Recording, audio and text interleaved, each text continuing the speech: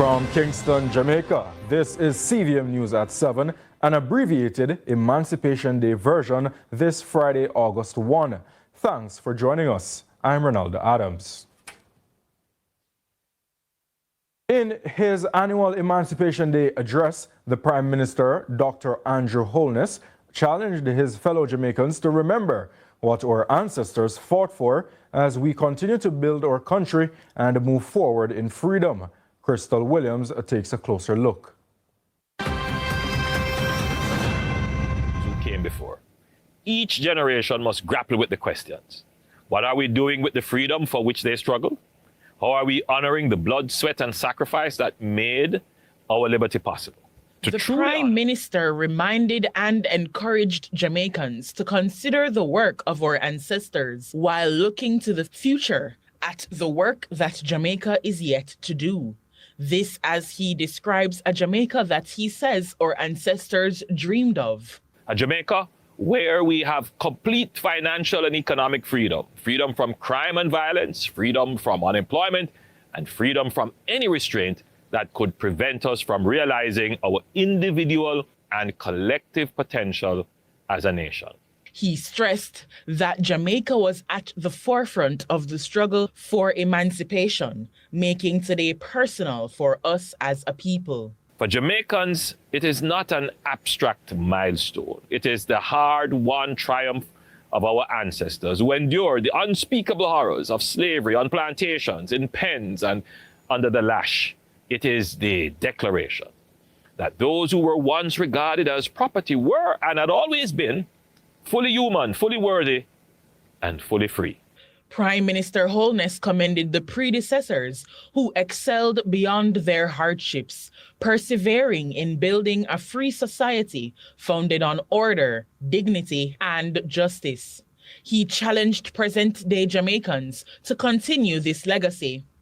Every time we demonstrate competent self-government, every time we hold fair elections, uphold the rule of law, educate our children, care for our elders, invest in our infrastructure, and uplift the vulnerable, we are demonstrating our capacity, our strength, and our resilience. And as he honors the freedom fighters, he encourages continuity on the path ahead in unity and with pride.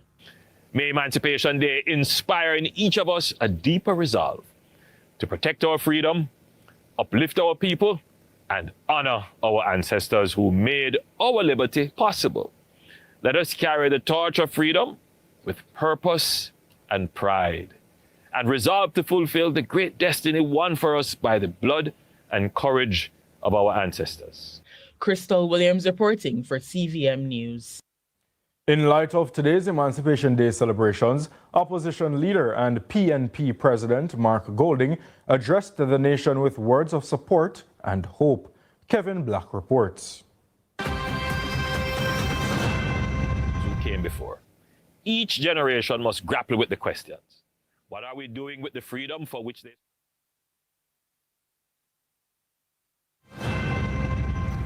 Our freedom was not handed down by decree. Emancipation was the culmination of generations of struggle and sacrifice. On August 1st, 1838, thousands of ex-slaves broke into joyous shouts as their freedom from slavery was confirmed in Jamaica. The nation honors this historic event through its annual Emancipation Day celebrations. Opposition leader and PNP President Mark Golding, in his Emancipation Day message, underscores the progressive strides made as a nation. And then on August the 1st, 1834, the shackles of slavery were historically broken.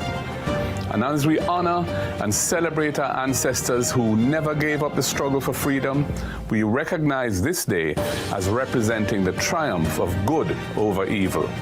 From the post-emancipation fires of the Morant Bay Rebellion, to the rise of the Garvey movement, to the great labor upheavals of 1938, through to our political independence in 1962, the Jamaican spirit has always demanded more than just survival.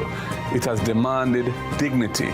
Golding emphasizes the day serves as a powerful reminder of those who endured immense hardships, all in the hope of securing a brighter future for generations to come. Today, we stand on the shoulders of our heroes, named and unnamed, who endured unspeakable suffering, whose dreams of liberty helped to shape the very foundation of our democracy and our identity as a people. We must continue to work towards an economy that empowers our people, education that opens doors for all, and a society rooted in fairness and respect. The opposition leader says greater emphasis must be placed on social justice, equity, and empowerment. He notes that by doing this, citizens can truly identify as an emancipated people. Our commitment to freedom requires us to invest in opportunity. Opportunity for all to access quality education. Opportunity for all to benefit from affordable health care. Opportunity to own a piece of the land that we call home. Let us be bold and demand that Jamaica fulfills the promise of emancipation for all, not just a few. Let us draw strength from our heritage and find the will to dismantle those structures that still hold too many of our people back. He is of the belief that Jamaica will continue to grow holistically as it honors the legacy of its ancestors. Kevin Black reporting for CVM News. As Jamaicans anticipate Decision 2025, the country pauses to celebrate emancipation and its 63rd anniversary of independence this August.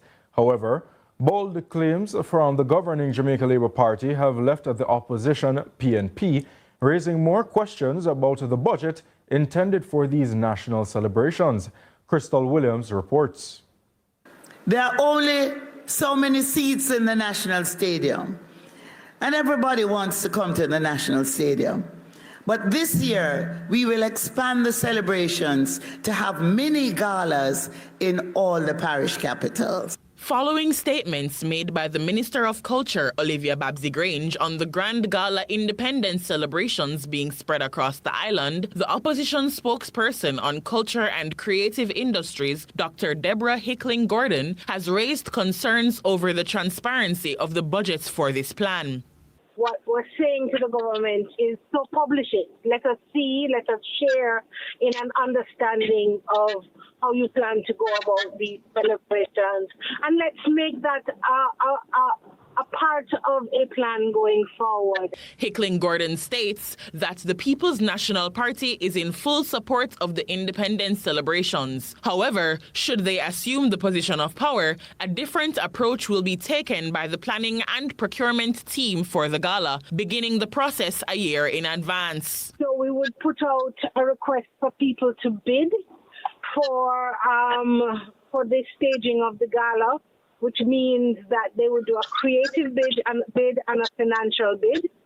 And within that bid would be provisions to safeguard their intellectual property and ideas, so that if there is an intention to use their ideas, that there's a level of compensation for that. The spokesperson also shared her concerns for the creative practitioners in the public and private sectors. The ability to quantify the value of some cultural and creative services is readily available. There are even international methodologies that have been published.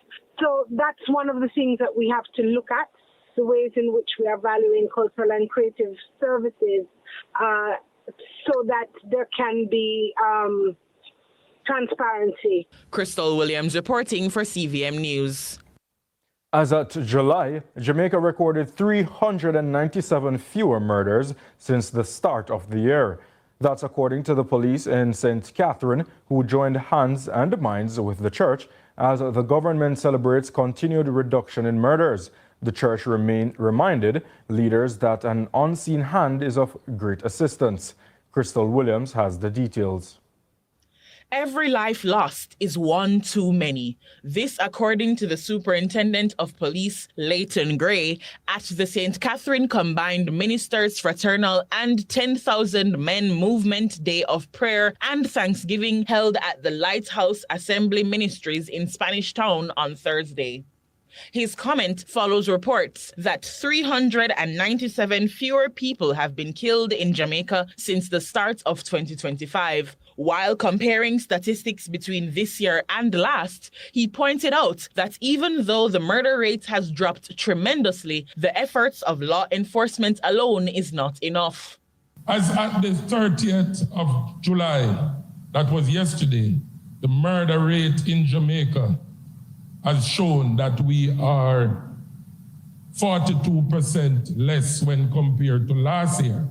He also commended the North and South divisions for their combined efforts, community outreach, their targeted operations, their intelligence-led policing, and the spiritual intervention assisting the commanders. I must say that for St. Catherine South Police Division, we had 35 murders so recorded since the start of this year, when compared to 55 last year, which is a 36.4% reduction. For St. Catherine North, they are 32 now, when compared to 49 last year, which is also a 34.7% reduction. Meanwhile, host pastor Bishop Rowan Edwards had a message for the security forces, insisting that though they may be working assiduously, they have been receiving divine support. We want to let the government know that it's not them alone doing it. We want the police officers to know that we recognize their work. But it's not you alone that did it. The clergyman offered spiritual assurances to the government, namely the Prime Minister and the Security Minister. The Minister of Security has been taking the claim, you know, and the Prime Minister has been taking the claim that they are the one that did it. It's unfair, and I want them to know that. Because if it wasn't for us, who have been praying, they would never have achieved it. And they hope that the church community in the parish will not retire from its role in helping the security forces root out crime and violence using divine insights and strategies. We'll be featuring other things that has helped violence to go down in Jamaica. And this time it will not be for St. Catherine, but it will be for the entire island when we bring the murder rate down to zero. Crystal Williams, CVM News. Darren Sims, a convicted arms dealer and alleged member of the notorious Rat Bat